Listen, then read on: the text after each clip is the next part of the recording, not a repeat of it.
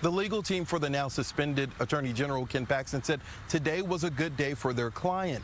His name was not mentioned in the 23-page indictment for Nate Paul as he's facing 8 counts of federal crimes. Now, I spoke to a former federal prosecutor, and he says that doesn't mean that Paul could possibly be used to turn against Paxton.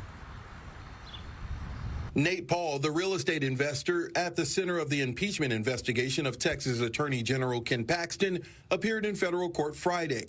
Paul is charged with 8 counts of making false statements to financial institutions, resulting in him getting $172 million in loans. Former U.S. Attorney Paul Roper examined the indictment. It has nothing to do with any of the allegations raised against Attorney General Paxton. What it does deal with is it demonstrates that Paul has substantial exposure to going to federal prison if he is convicted. Paul's alleged crimes happened in 2017 and 2018. During part of that time frame in 2018, he also donated $25,000 to Paxton's re-election campaign. While the now suspended Attorney General is not mentioned in Paul's 23-page indictment, Roper says that does not mean he's in the clear. So they're serious charges, and I think the concern for the Paxton camp should be that the government might try to leverage Paul's cooperation by the threat of putting him in federal prison for a long time on this false statement case.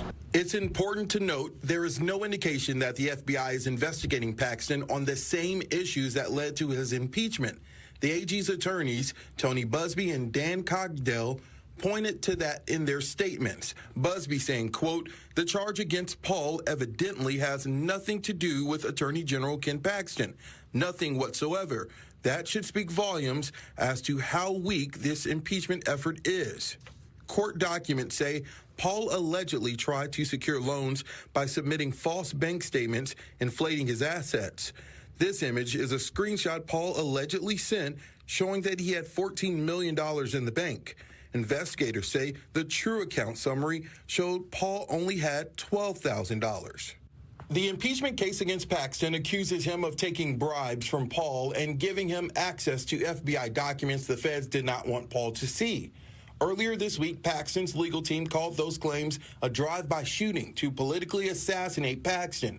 And this is the allegation based on nothing? Dan Cogdell also sent a statement saying, in his opinion, this just shows that there is no there in terms of an illegal relationship between the two men. The reality is, at least for Ken Paxton, is today is a good day, not a bad one. Roper says so far, this could appear as a win in the court of public opinion for Paxton. Could be the Paxton camp could say, you know what, he probably made a mistake in the people he decided to hang out with, but that doesn't mean that General Paxton is a criminal.